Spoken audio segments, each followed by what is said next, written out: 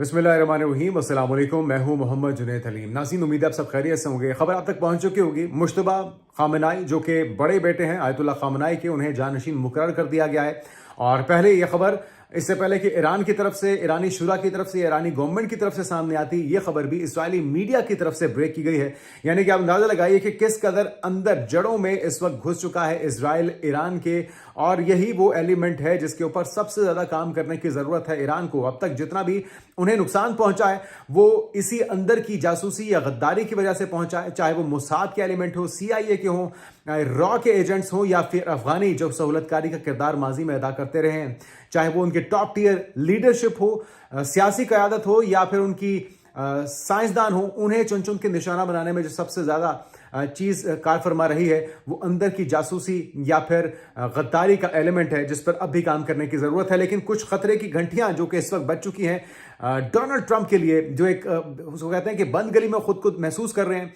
Media के सामने जिस वक्त डोनाल्ड ट्रंप आए हैं, वो डोनाल्ड ट्रंप जो कि हर वक्त खिलखिला के हंसते थे और अपने तेज तरार जुमलों की वजह से हेडलाइंस बनाते थे, इस बार मायूसी, परेशानी, फ्रस्ट्रेशन और एक अजीब सा खौफ उनके चेहरे पर दिखाई दिया है। नजरें उनकी झुकी हुई थी, कैमरों से वो आंख नहीं मिला पा रहे थे, और उनके कंधों पर भी एक बोझ दिखाई दिया है जिसको वो शायद उठा नहीं पा रहे, या शायद वो कैलकुलेट नहीं कर पाए। वो नेतन्याहू जो कि अमेरिका की नाजायज औलाद है, उसकी जिद पर, उसकी इमा पर इस जंग में कूद तो गए हैं, लेकिन शायद वो अंदाजा नहीं लगा पाए कि वो खुद को एक ऐसे दलदल में फंसाने जा रहे हैं जिस दलदल में शायद निकलना उनके लिए मुमकिन नहीं होगा। और वो वादे, वो मैंडेट जिसकी वो यकीन दहानियां करवा के अपनी ही आवाम को आए थे, अब गैलिप का सर्वे ये बता रहा है कि अमेरिका के अंदर लगभग 40% से ज्यादा जो अमेरिकी है, या यूं कह लीजिए कि 43%, 42% जो अमेरिकी है वो फलस्तीन के हक में है, और सिर्फ 32-33% जो अमेरिकी है वो इजराइल की हिमायत में बाकी रह चुके हैं। और अगर इसका मुआवजा किया जाए पिछले साल के मुकाबले में, तो ये तादाद आधी रहे। इसमें इसको कहते हैं कि सूरत हाल बिल्कुल ही उलट हो चुकी है। जो तादाद इस वक्त फलस्तीनियों की हिमायत में है वो पिछले साल इजराइलियों की हिमायत में थी, जो इजराइलियों की हिमायत में है वो इस साल फलस्तीनियों की हिमायत में है। तो यकसर जो ख्याल है, जो जिसको कहते हैं कि सोच है अमरीकियों की, वो यकसर बदल चुकी है। और इसके पीछे भी वो मजालिम है, वो जुल्म है, वो नस्ल कुशी है जो कि रवा रखी गई है नेतन्याहू की तरफ से, सियोनी फोर्सेस की तरफ से फलस्तीनियों के साथ।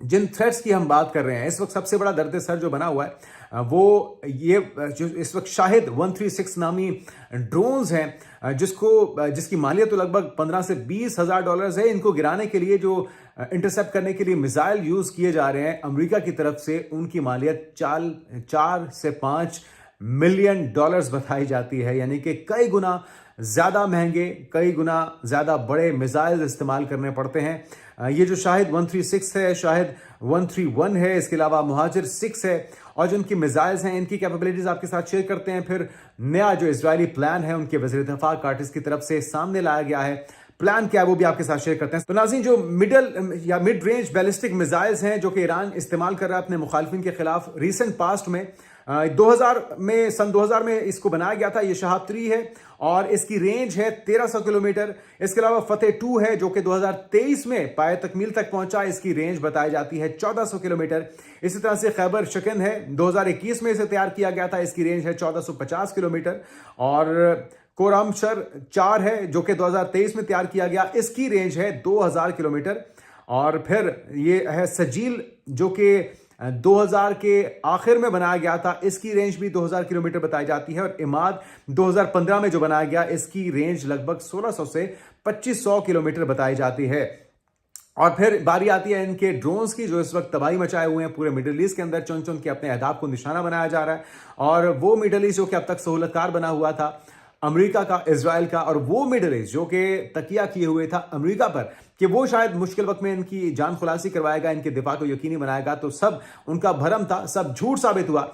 और जो ड्रोन्स इस वक्त खुदकुश हमले कर रहे हैं मुख्तलिफ इंस्टॉलेशन के ऊपर, चाहे वो मिलिट्री हो या फिर दीगर थ्रेट्स हैं, उनको निशाना बनाने के लिए सबसे ज्यादा जो कारगर ड्रोन है वो शाहिद 136 है। और इसके अलावा इसका जो वजन है नाज़रीन वो तकरीबन 200 केजी बताया गया है। اس کی جو رینج ہے وہ 2000 کلومیٹر ہے اور اس کی جو فنکشنالٹی ہے وہ سوسائڈ ڈرون اس کو کہا جاتا ہے. یہ اپنے ہدف کو نہ صرف نشانہ بناتا ہے بلکہ اس کو جا کے دھماکے سے اڑانے کی صلاحیت بھی رکھتا ہے. یمن میں حزب اللہ کے زیر استعمال اب تک یہ ہے ڈپلائڈ، اور اس کو کہاں پر کیا گیا ہے، کس کے زیر استعمال ہے، یہ بھی اس میں بتایا گیا ہے. شاہد 131 یہ اس کی جو خصوصیات ہیں ناظرین، یہ 135 kg اس کا وزن ہے، 900 کلومیٹر اس کی رینج ہے. فنکشنالٹی کی اگر بات کی جائے تو یہ بھی سوسائڈ ڈرون ہے اور یہ 2021 میں اس کو منظر عام پر لایا گیا تھا اور یہ اس وقت رشیا عراق میں حزب اللہ کے استعمال میں ہے اور وہ اسے اپنے دشمنوں کے خلاف استعمال کر رہے ہیں. پھر باری آتی ہے مہاجر 6 کی اور میکسیمم جو ٹیک آف ویٹ ہے اس کا وہ 670 kg بتایا جاتا ہے. جو پیلوڈ یہ اٹھا سکتا ہے، رینج اس کی 200 کلومیٹر بتائی جاتی ہے. فنکشنالٹی اس کی کامبیٹ ہے، سرویلنس ہے، یہ جاسوسی کے لیے استعمال ہوتا ہے ناظرین. اور اس کی جو استعمال ہے وہ کہاں پر ہو رہا ہے، ایک تو سوڈان میں، رشیا میں، ونزویلا میں، عراق میں، اور یہ جو مختلف خصوصیات اس کی ہیں اس کے پیش نظر اس کو استعمال کیا جاتا ہے. تو یہ وہ ساری ٹیکنالوجی ہے جس کو ابھی تک ایران استعمال کر رہا ہے اور وہ کہہ رہا ہے کہ ابھی ہم نے اپنے اصل ہتھیار جو کہ ہم نے محفوظ رکھے ہوئے ہیں اصل وقت، صحیح وقت کے لیے، وہ ہم نے نکالے ہی نہیں ہیں. جو ان کے سپر سونک، جو ہائپر سونک ان کے میزائلز ہیں، وہ ابھی تک ایران یہ کلیم کر رہا ہے کہ ہم نے استعمال نہیں کیے. تو ابھی بھی بلیک آؤٹ ہے مکمل طور پہ. اسرائیل کے اندر میڈیا کو اجازت نہیں دی گئی کہ وہ کسی طرح کی رپورٹنگ کر سکیں. اور خبر یہ آ رہی ہے جو ان کے وزیر دفاع ہیں اسرائیل کے، ان کی طرف سے اب بوکلاہٹ میں کہا جا رہا ہے کہ اگلا جو بھی جانشین ہوگا اس کو نشانہ بنایا جائے گا، اس کو راستے سے ہٹایا جائے گا. بنیادی طور پہ یہ چاہتے ہیں کہ جو آس پاس کی مزاحمتی تنظیمیں ہیں، چاہے وہ کرد ہوں، چاہے وہ بلوچی ہوں، چاہے وہ عبرانی ہوں، یا پھر دیگر جو مختلف تنظیمیں ہیں، ان کو ملیشیاز کو سپورٹ کرنا چاہ رہا ہے اسرائیل اور ایک جو کہتے ہیں ٹوٹ پھوٹ کا شکار کرنا چاہ رہا ہے، پینک کیوس کریٹ کرنا چاہ رہا ہے، جس میں وہ بری طرح سے ابھی تک ناکام ہوتے دکھائی دے رہے ہیں. جو بیان سامنے آئے سوشل میڈیا پر وزیر دفاع کا، اسرائیل کارٹس نے دھمکی دیتے ہوئے کہا ہے کہ آیت اللہ خامنائی کے کسی بھی جانشین کو نشانہ بنانے کے لیے اسرائیلی وزیر اعظم اور انہوں نے فوج کو تیار رہنے کی ہدایت کر دی ہے. انہوں نے کہا ہے کہ امریکی شراکت داروں کے ساتھ مل کر ایرانی حکومت کے خلاف آپریشن جاری رکھا جائے گا. اور ناظرین اس وقت جو سازش تھی وہ پوری طرح سے بے نقاب ہو چکی ہے.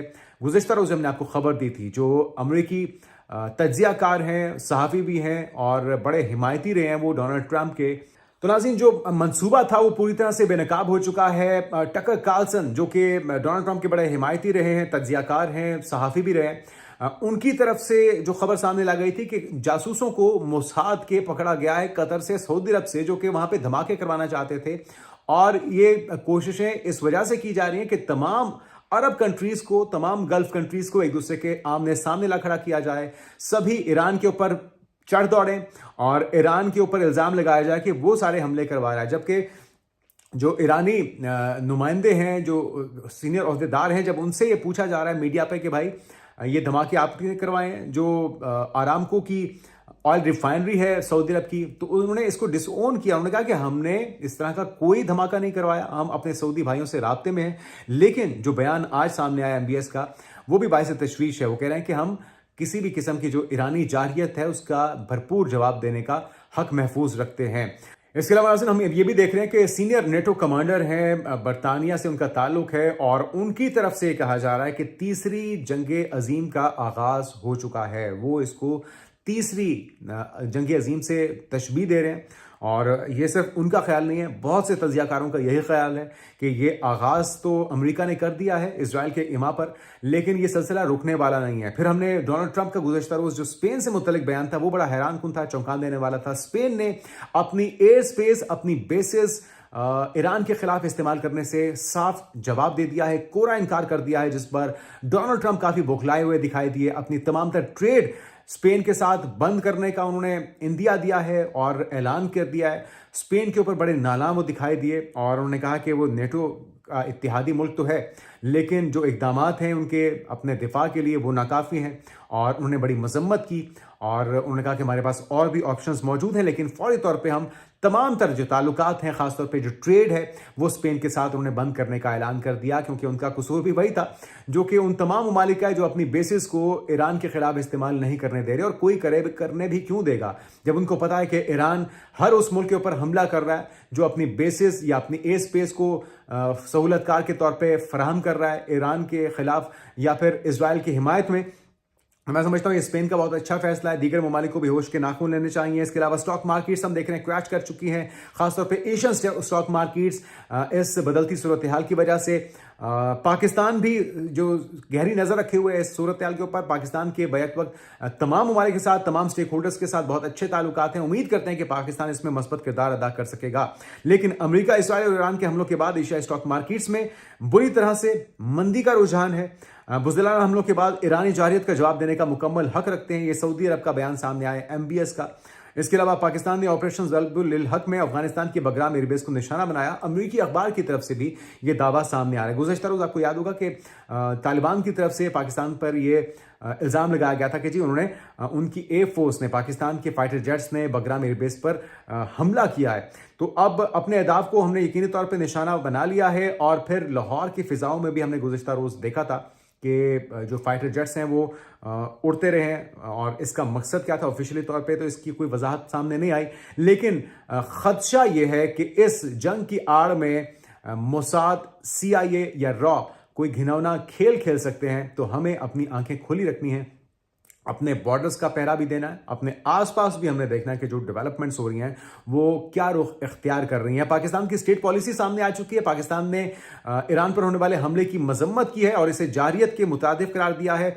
अफ्रीकन से पुरअमन तरीके से मामले को हल करने की बात की है। और साथ में खबर यह भी है कि ईरान की तरफ से, ईरान की शुरा की तरफ से, ईरान की मौजूदा क़यादत की तरफ से तरदीद की गई है अमरीका के साथ किसी भी किस्म के मुज़ाकरात की। वो कहते हैं कि हम कोई मुज़ाकरात अब नहीं करेंगे, क्योंकि एक बार नहीं मुतअद्दिद बार अपने जो एतमाद था उसको खुद ही अमेरिका ने तोड़ा है और अपने वादों की खिलाफ वर्जी की है।